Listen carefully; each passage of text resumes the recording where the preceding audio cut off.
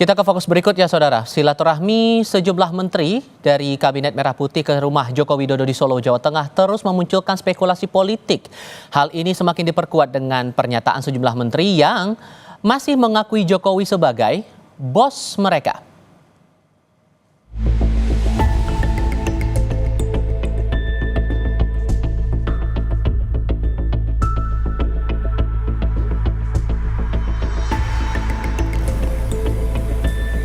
Kediaman pribadi Presiden ke-7 Jokowi di Solo seakan tak pernah sepi dari kehadiran wajah-wajah pejabat tinggi negara.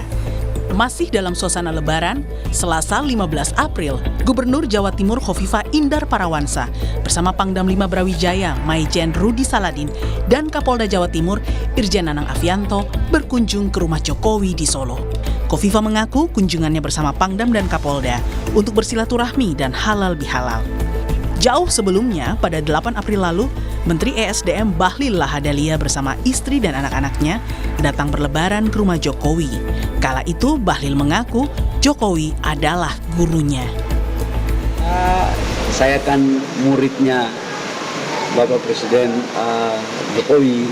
Jadi waktu saya anggota kabinet pertama, saya menjadi anggota kabinet dan banyak dinasihati untuk bagaimana membangun negara ke depan. Senada, Menko Bidang Pangan Zulkifli Hasan juga mengaku kedatangannya ke rumah Jokowi. Selain bersilaturahmi, ia juga masih merasa sebagai anak buah Jokowi.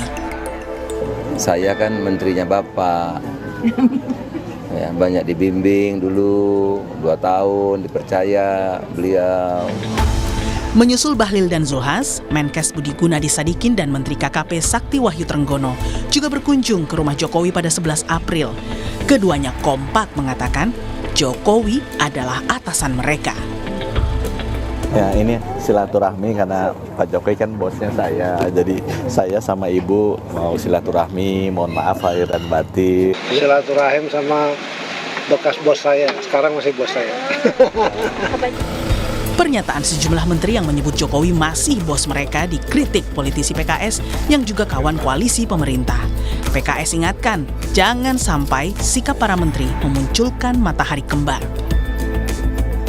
Dalam ketatanegaraan presiden kita itu Pak Prabowo. Dan saya yakin para menteri juga ketika silaturahim sudah izin kepada Pak Prabowo, saya yakin itu.